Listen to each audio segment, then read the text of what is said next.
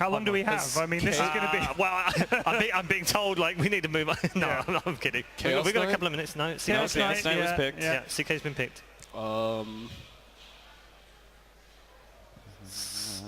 What's the... Jakiro. Yeah. Obviously, my hero that hasn't hero. been picked yet. So. Sniper? A sniper? No, Sniper had a game. Sniper was the 99th pick of the tournament, yeah. It's hard, isn't it? Because you're thinking, well, there's so many... Which ones?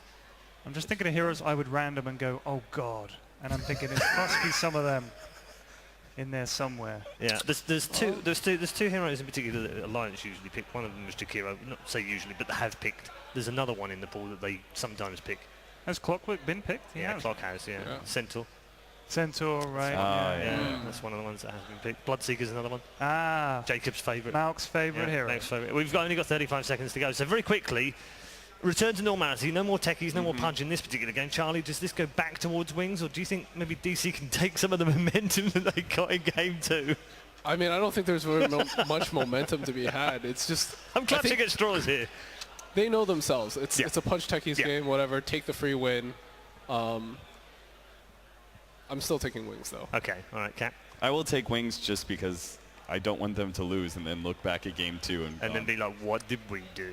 Yeah, okay. Tej? The true sign of a hero is to never admit when you're wrong and just stick with it. Go. So Punch okay, techies, so we're going to go to game 3 where Ted believes we're going to see techies punch.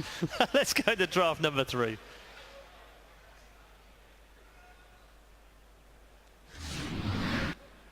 Digital Chaos versus Wings Gaming. Game 3. Hello, ladies and gentlemen. Welcome back inside Key Arena. For you watching at home, we're getting ready to come into game number 3 of DC versus Wings. Gentlemen, I am back with Draskell Black and Merlini. Merlini, you were very ambitious that you wanted techies to pull the win. Wings couldn't do it with Pudge techies. I imagine they're not going to be looking to do it again. Shadow Demon is actually pretty good versus both of them. I think yeah. it could definitely work, but not that time. I mean, we spoke about it, you know. Yeah, you can call out LD.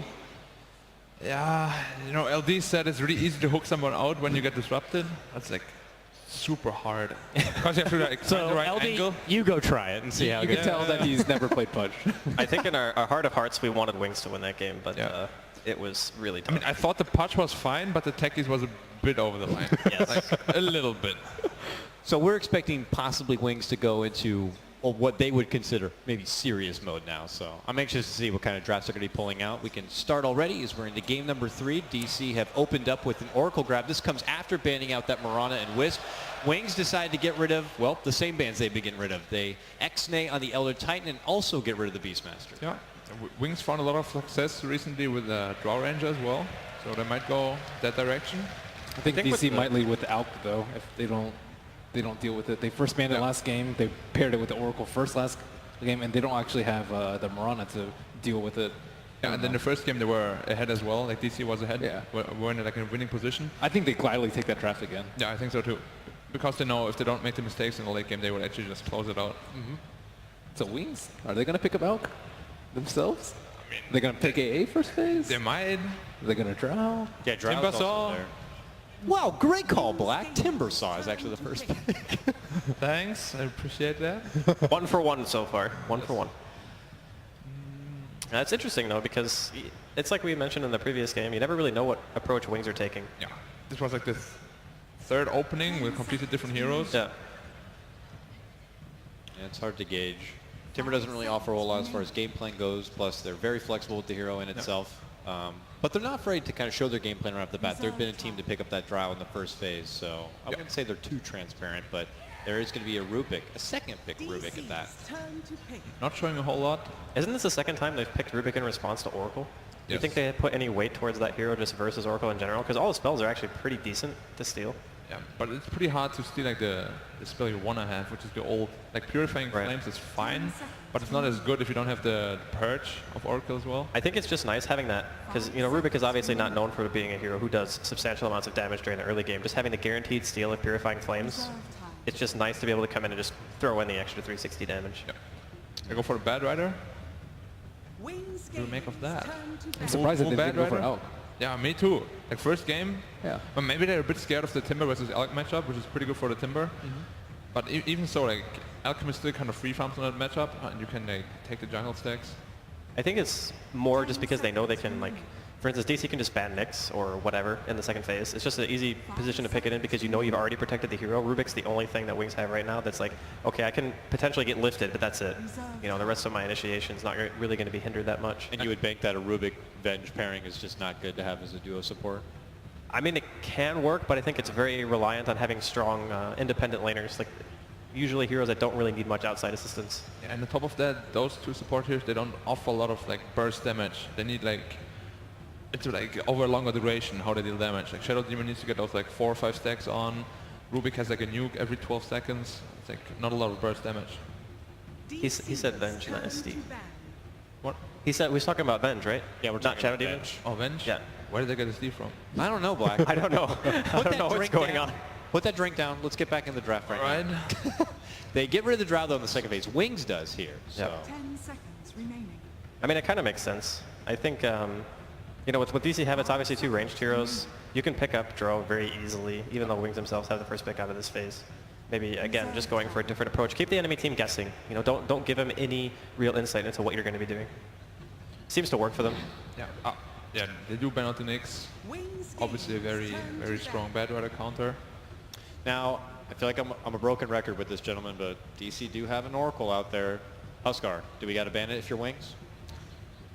I think you... Because eventually, these teams ignore him, and then he creeps in to a draft in a third game, and the next thing you got cheesed out into the lower bracket. I mean, I think you have to ignore him. I mean, think you have to ignore him. I think you ignore him because Timbersaw can...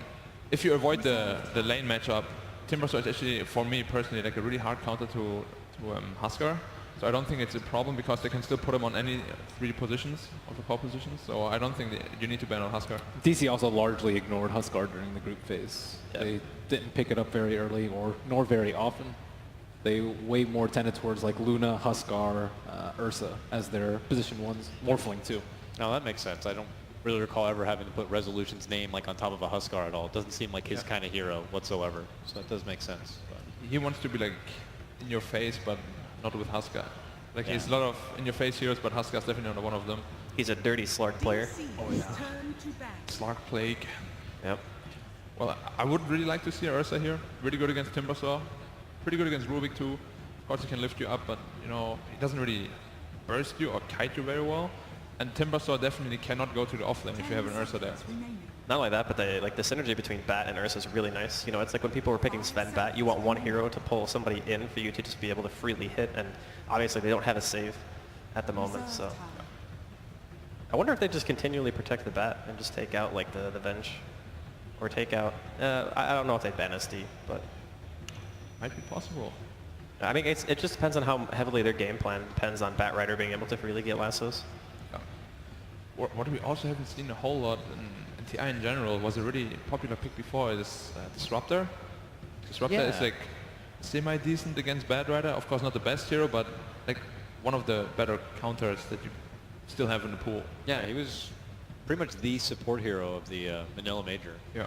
A lot of people found good use of him. And with his Coddle. crowd control. And the Coddle Brewmaster lane was too strong to handle, so I banned out that Coddle. Fair enough. That lane was pretty crazy. They pick up Slark themselves. Yeah. Obviously very good against Bad Rider. You can't really make too much out of the game plan yet because it's just like a pure counter pick. What would you do if you were DC? How would you approach it? I still think Ursa is really, really good against Slark too. I want to try to lane against the Slark in some way. Like I don't want to give him a free lane in this game. Like go. Because I think like the Rubik Slark pairing is super weak. It so is. you can punish that It like is crazy terrible. hard. Yeah. So you want to see like an aggro dual lane or even Yeah. bi lane maybe? I would like to. I mean, I wouldn't even hate like, okay, so Like this those is two, yeah. this is good pressure already. Having the Riki against Rubik is really a struggle for Rubik during the early game. I think it's even a bigger problem for Slark and Timbersaw. The AoE silence is very painful for them to deal with. And you have no 4-stat builders in your cores. On the laning stage as well, Sticky Napalm plus that Cloud, plus the Orb of Venom on the Riki, you go down to like 150 movement speed. You cannot get away.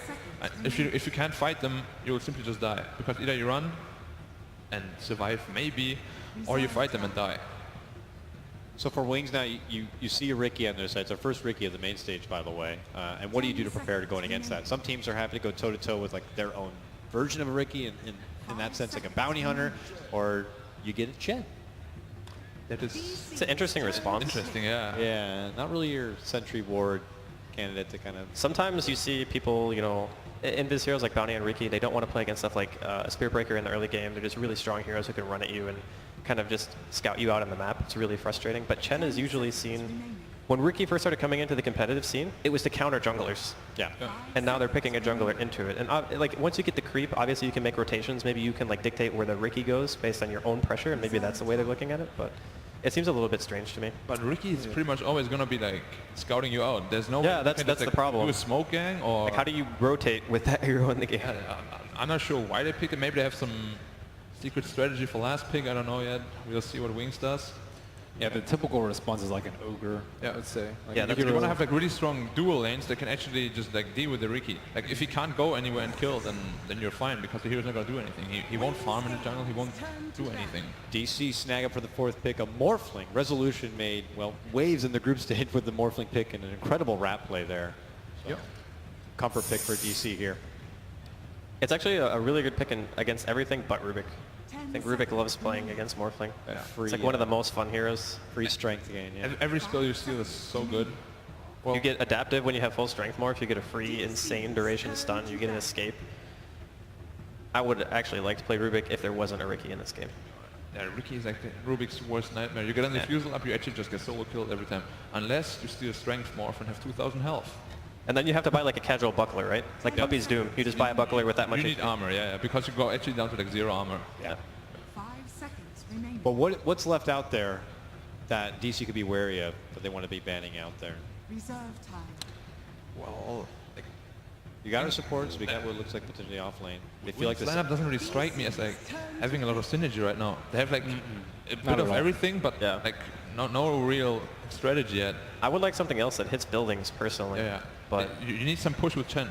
Like Chen is gonna fall off minute like 25, 30. You approach a late game, Chen is not gonna do that much. yeah, the thing is for DC, their lineup still takes a little while. Like you're gonna need Bat Blink for sure, and you're gonna like the Morphling needs time as well to really come online.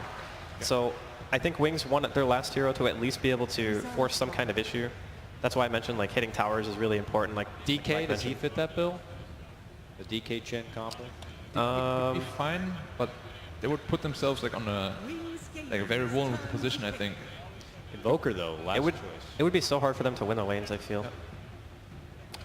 I really like the Invoker here because he's going to be very safe. Because the Ricky's going to scout out the support rotations, and one-on-one Invoker doesn't really fear many heroes that are like very pickable right now. Maybe they could go for like a Tinker. They want to go for something like that. You have the sandbag with Tinker. You can play like really aggressively. 3. Centaur. Oh, there they go. That's Wings another Gaming. first. That's a first of TI. Wings are the team to do it again. Wow. All right, gentlemen. Centaur last pick. I know we just saw it and you have to try to take it in, but what do you think? Ooh, I'm gonna say DC are gonna take game 3. I like their lineup a bit more. Yeah, I think I have to say DC too because the Ricky just counters the Chen like movements. I think the Centaur is actually a decent counter to Smoke Cloud if you don't have Force Staff. So I'm going to go with Wings. There's a reason they picked it. Could be a great disengage. We'll see if that's the case or not. Thank you, gentlemen. We'll go ahead and throw it over to the action gentlemen right now. It's LD and Mott on the floor. Gentlemen, take it away. Thanks, guys. And, well, LD, we talked about it in game number 1. Wings are known to beat themselves. Did they just beat themselves with a Centaur in this game? I wouldn't give up on them just yet. This is not Punch Techies. Centaur does have a place in this game. Ben mentioned Stampede is good against Smoke Cloud. Now, granted, Stampede is a much longer cooldown than Smoke Cloud, so I don't think it's a hard counter by any means. Also, generally where Riki excels is the early laning stage. He wins the lanes, and that's before Centaur really brings much to the table. But if anyone can pick yet another unpicked hero and make it work, I think it would be Wings. So I favor DC's draft, but I personally think Wings have overall looked like the stronger team. So I wouldn't count them entirely out just yet. Well, we'll have to see how this develops. I mean, the Centaur pick is certainly interesting, and this hero he brings a lot to the table. Like you mentioned, the Stampede, obviously, one of the better ultimates of the game, especially with an Aghanim Scepter, if they can get to that point, but there's a lot of damage coming through from DC. Late game potential as well. We hot on the Invoker once more. He's done it before. And he can do it again. Misery behind enemy lines for the time being, and he's just putting that ward down up on the high ground to scout out that, of course, ancient stack. Let's see if they stack anything up. But for now, contention over the top rune spot, LD. It looks like, you know, DC thought about it, but now they're backing away. Misery does drop a sentry here, so he has blocked the spawn box now for that off-lane camp. Generally, we've seen more and more lately that the jungle players like to pressure their off-lane. As I say that, Misery is moving on towards mid. Wants to basically just follow Ice around here. Notice Ice already started with a smoke and a dust, as well as sentries. So this is the Riki hate parade. With the Rubik and the right creeps, there is some kill potential, but this is a very elusive support nonetheless, and once Misery gets the boots, he'll be much harder to kill. So for now, just blocking the spawn, being a little annoying bastard, and not a whole lot that Ice can do about it. This is, as Black was mentioning, generally why you don't see all too much jungle play versus Riki. Especially not when you already know he's been picked. It's not about just blocking the camps. It's also about stealing the experience, obviously, getting those last hits, being, like you said, pesky and annoying as hell for Ice. But down bottom, we'll keep eyes, of course, on Moo, on the Bat Rider, one of his favorite heroes. Currently sitting at one last hit. He starts with double Fairy Fire again that last game. Fairy Fire saved him a fair bit, and we'll see how it helps him this game. But this is a pretty interesting dual lane. It's going to be Slark and Rubik, so not sure how much kill potential is actually in this lane. It looks like they're going to make it go. Oh, there is definitely some. It's only a level 1 Slark, but he does hit the pounce. Moo has the Fairy Fires. He may need to use them. No Firefly, though. He won't die, but I mean, Slark even 1v1 does okay against Bat Rider once he gets a couple of levels. And Rubik looking to secure his early game. Slark should have a good time, so it will be a relatively free farm Slark unless the Riki gets active. And speaking of it, he is now in the bottom lane. He blocked one more spawn camp on the Chen, then he moved away from that lane, and now they're looking to pressure the Rubik here. Look at Innocence. He's Look at very that backstab defenseless damage. against Riki. Cloak and Dagger is doing some serious work against Innocence, who right now just no real way of dealing with that right-click damage. Chen has made his way top. No dire vision yet, but they see the creep now. So a Centaur to help the Centaur.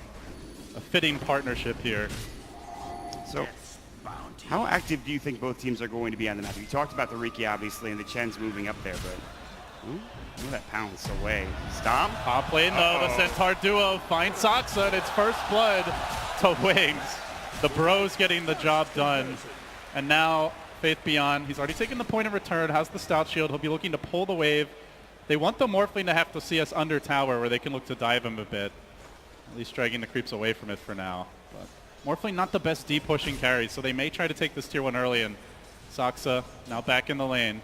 They're going to leave Misery to hold this bottom lane. Moo will go home for the time being. Overall, it looks decent for Wings here early, to be honest, Mont. They're getting their levels. They get the first blood. Well, I should say their farm on the carries. Ice slightly under level, but Riki not getting all that much. Now he's catching up bottom at the expense of the Bat Rider. But the Chen isn't really being shut down, and generally Riki will just mirror his movements. That was not the case. So he's able to find an opening. Normally the Morphling Oracle shouldn't die unless the Oracle gets caught. And if he just sits behind Resolution, the Morphling's very difficult to burst. So this is more about limiting the Morphling's farm. If you kill the support, that's just a bonus. Right now the Morphling is pretty much tied with the Slark down bottom as well. They're moving on bottom. They found Innocence. And they're going to try to go for the skill. Good telekinesis now. Dragged him in the tower, but Shadow misses the pounce. Misery is going to just head back away. The Firefly to cut the creep wave. Moo will take some harass. The Fade Bolt as well doing some damage. He's got, I think, no regen on that Bat Rider. He's got some tangos coming out in the Fairy Fire, but again, not doing the greatest, and they're just trying to slow this Slark down. It's not happening at this point in time. Playing Rubik versus Riki is not fun. No. Even without the boots, just the Oob. If he gets a boots advantage, you literally cannot leave your tower, or you will just either TP out or die. So you can see, for now, Innocence hugging that tower. He's going to eat a tango momentarily, I imagine.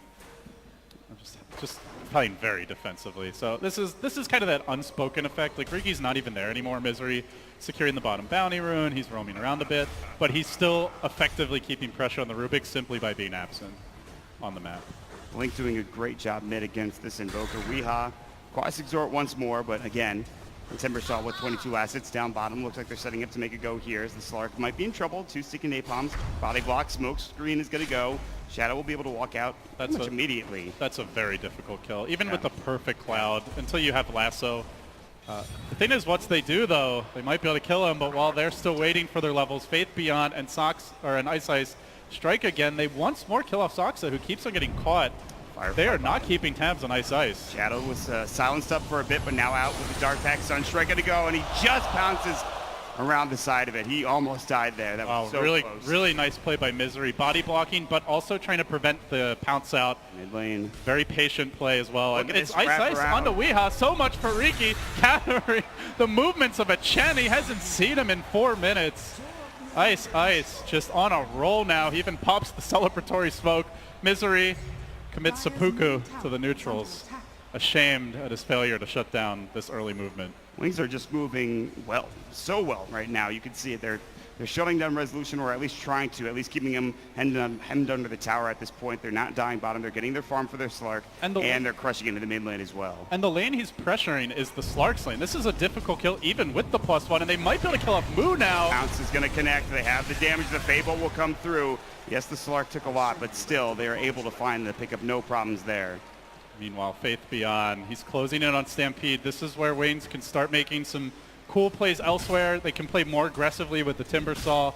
They have a get-out-of-jail-free card against Misery's movements every minute and a half.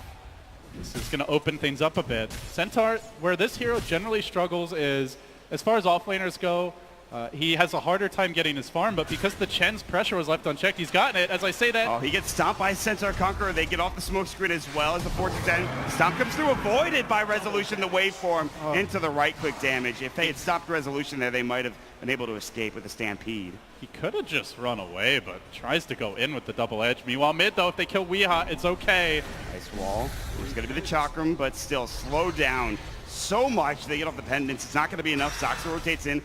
Fortune's End is ready to go, but look at Blink just going to town. Weeha taking another Chakram. The Fate Edict will come out, though, and that'll stop Blink's aggression as he backs away. Now bringing Misery in mid. Dire's bottom tower At first is under Stampede attack. usage. Normally it's at least good to save a life. Mid lane, though, Blink gonna get caught. Cold Snap, perfect placement on the Cloud, and Misery, will he strike again? He's very tanky, but they do get the kill. Wayne's giving up a couple now. No sentries to detect this Riki's movements, and Timbersaw playing pretty far up considering that he doesn't have a ward right now. Actually, no wards on the map for Waynes whatsoever.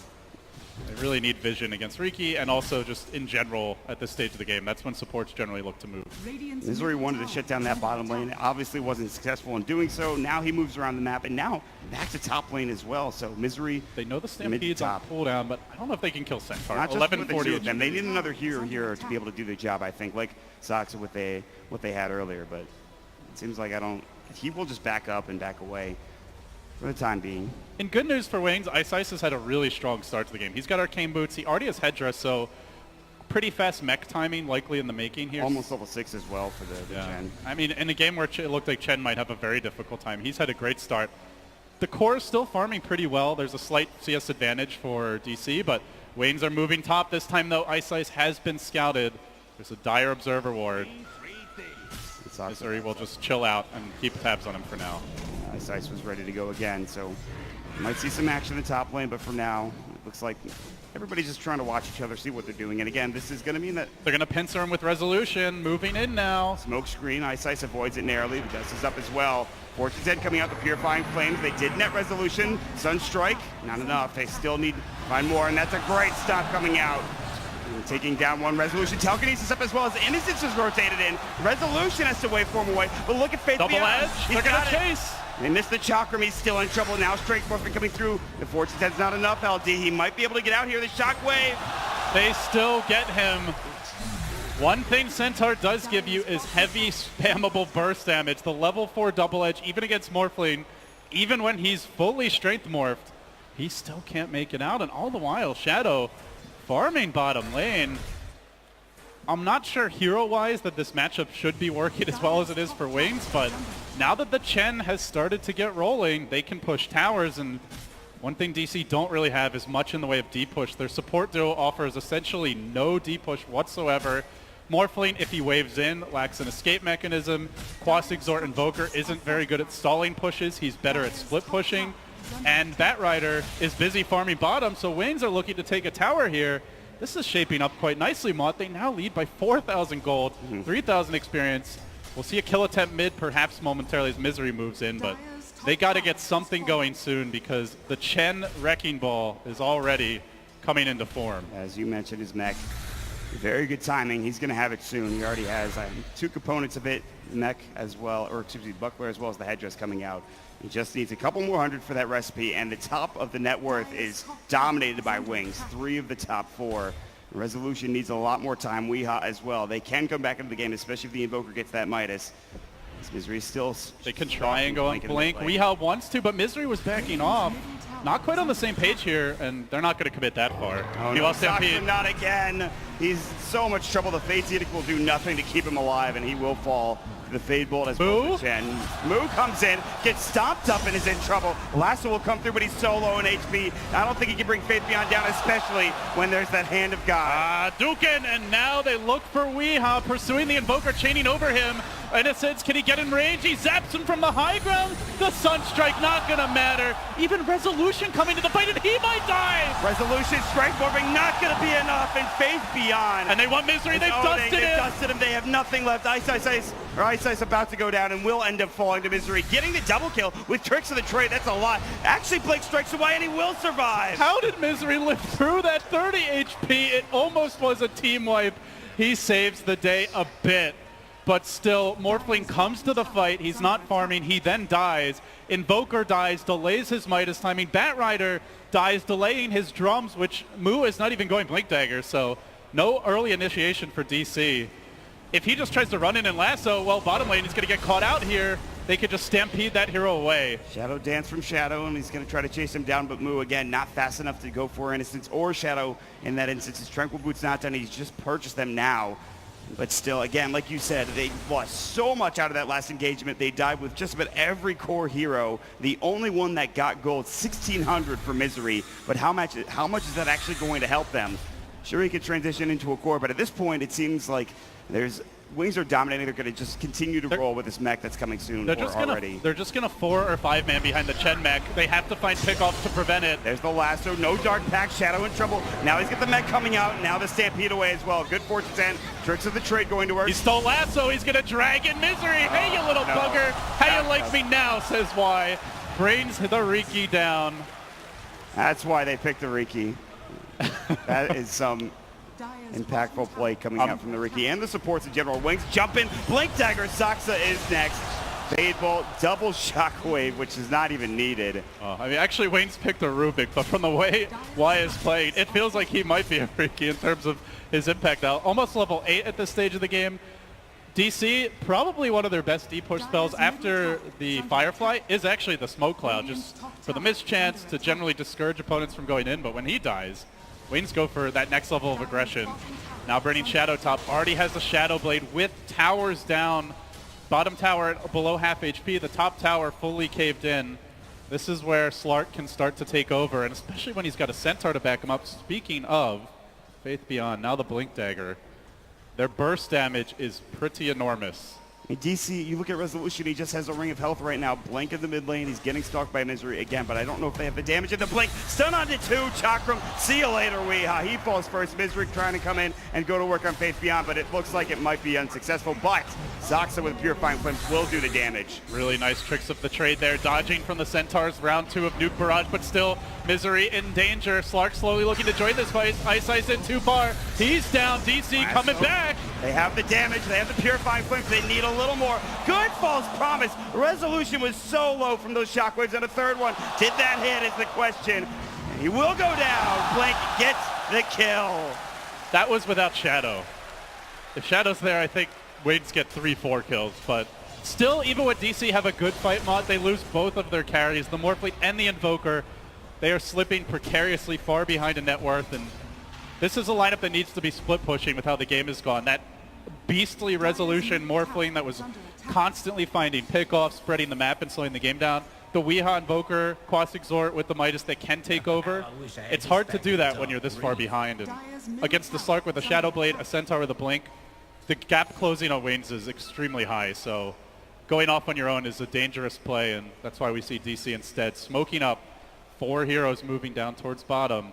But this is more missed farm time if they don't find a kill. They have to get kills here, and more than one, and hopefully more than just Innocence. And I say just Innocence, but he's had so much of an impact this game on this Rubik. They do TP's have sentries on Riki, that's it. He stole Morph, he's got Strength Morph, Innocence, Stampede away, and now bringing him down is going to be... They're going to look to turn this. Timbersaw's coming in, they get that first kill mob, but now Shadow trying to turn the tails of the engagement, leaps out, gets away. Oh, that Timbersaw comes in, Timberchain, Chakram, doing a lot of damage to both Zoxa as well as Resolution. They'll have to back up. Here comes the stop. On to 2. Moo in trouble. About to fall. Pounce will come in. And now that's going to be a dead Bat Rider. Blink is going ham. Weeha in the danger zone. He's going to die after the false promise. He lets the meatball go. Continuous nukes. Array after array going through while Blake chews up the backside. DC, they were somewhat gifted a game with the draft that Wings went for in game number 2, but Wings coming to play. Another unexpected pick, but this one with tons of thought behind it, having a huge impact. The Centaur has turned out to be pretty effective, but really the MVP has to be Ice Ice on the Chen. Mott, he is 6-2-10 versus Ariki. He's been involved in 16 of 18 kills. He is taking towers, he is saving allies, he has shut down the enemy cores. He's doing it all right now. You see another situation where there's trouble when it comes to the upper bracket and might get dropped down to the lower bracket. A lot like Manila, of course. They need a lot more. And this would be sweet revenge for Wings. Last time that these teams faced, they lost 2 best-of-3s in a row to DC.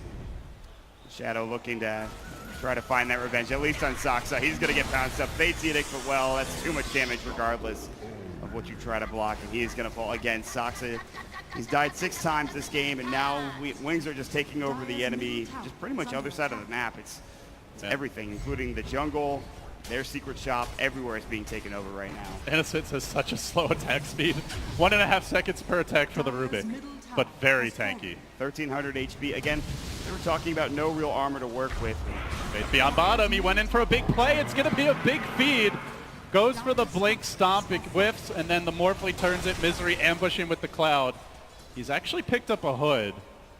Nice item to help encourage the 5-man and just keep heroes alive through the smoke cloud, but does not end up working out here. Misery stalking again. They have the Firefly, but it's about to go down for Moo. He'll try to clear out the creep wave. Shadow still. He has that Shadow Blade and also picking up what seems to be an Echo Saber coming soon with that Oblivion Staff.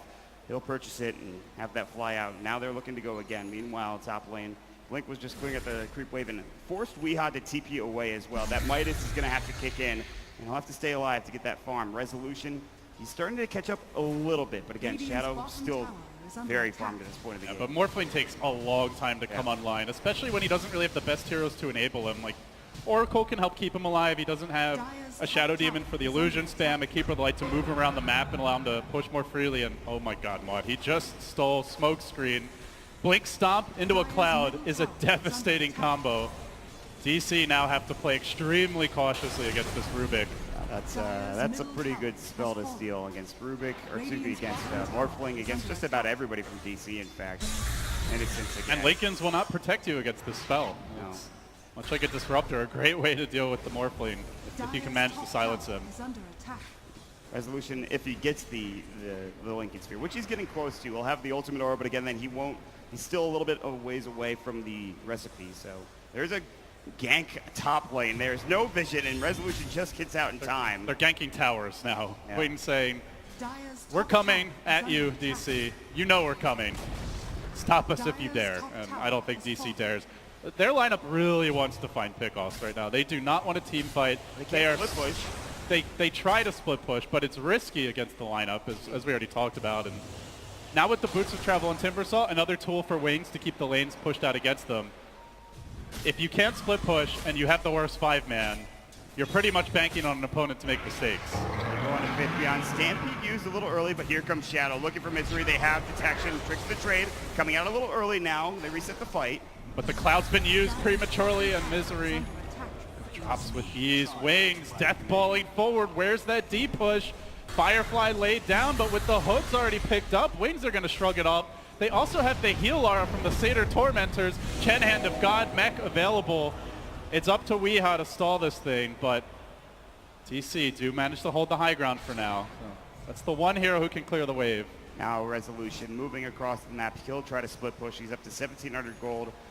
Courier looks like he does have that Lincoln Spear recipe as well, but Wings will try to check off the next thing on their list, maybe going for Rocher momentarily, or just backing up and farming, one of the two. I really like the way Wings are itemizing now. The force staff for Ice. This is a great counter to the smoke cloud, whether it's to save the carry, save yourself.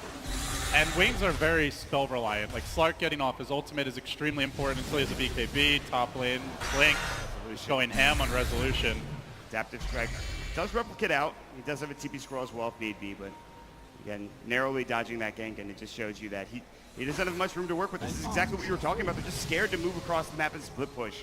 They have to find kills, but it seems almost to be an impossibility at this point.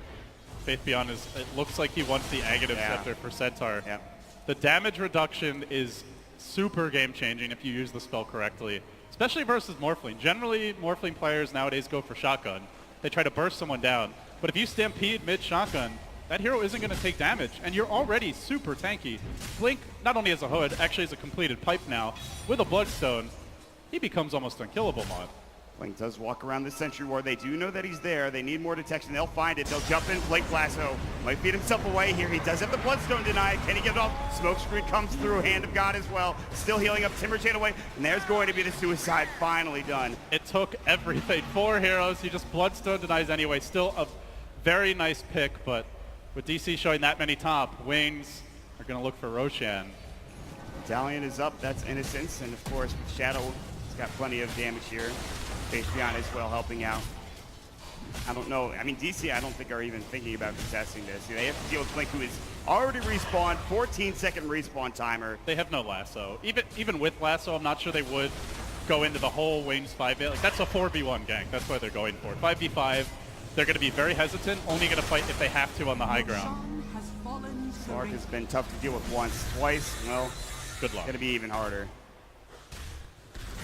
Man, and Blink, he doesn't care that he just had a suicide. He's completely fine with pressuring, and he seems to be the only one up here. And now that he joins his team, even more dangerous. Like you said, building that Aghanim Scepter, Faith Beyond, gets another component. They could wait until that finishes, or they could continue to try to pressure, try to find kills. Misery as well as Resolution top lane might be the target as Blink is TP'd in. The other thing they probably want to wait for, if they can, is the Chen Aghanim Scepter or a Vlad's. Just something additional to help sustain the push, give them a little more survivability. I think the Ags is the better choice. Having plus HP from the Golem is more useful against what's primarily magic damage, but Wings moving in. Are they going to see Misery here?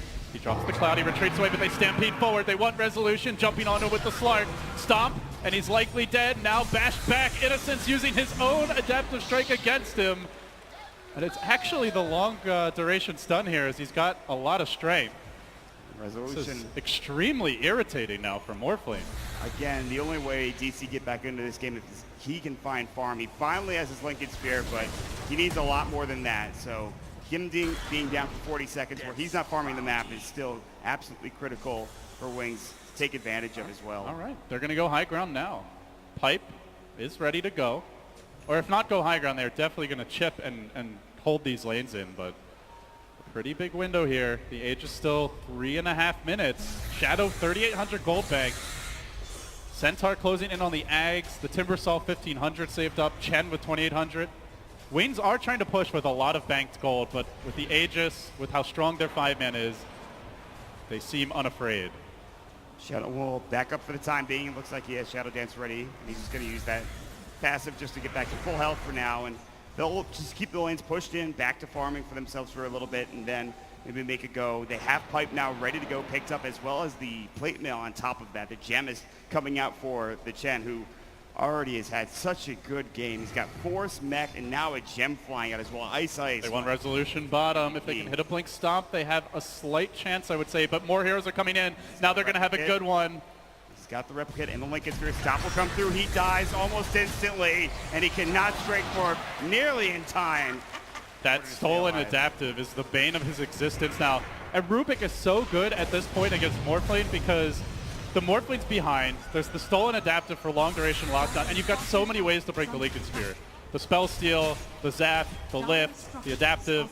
Innocence, once they get that initial jump, can keep him chain stunned for days on end. And now Wings, they have an opportunity to go high ground, Mont. They waste no time in doing so. Weha still has plenty of tools up his belt, but Gonna be enough as Shadow looks for that pounce, but he finds Misery even without it. Not Plenty sure of he even damage. saw the gem there. Just gets blown up, and now Wings.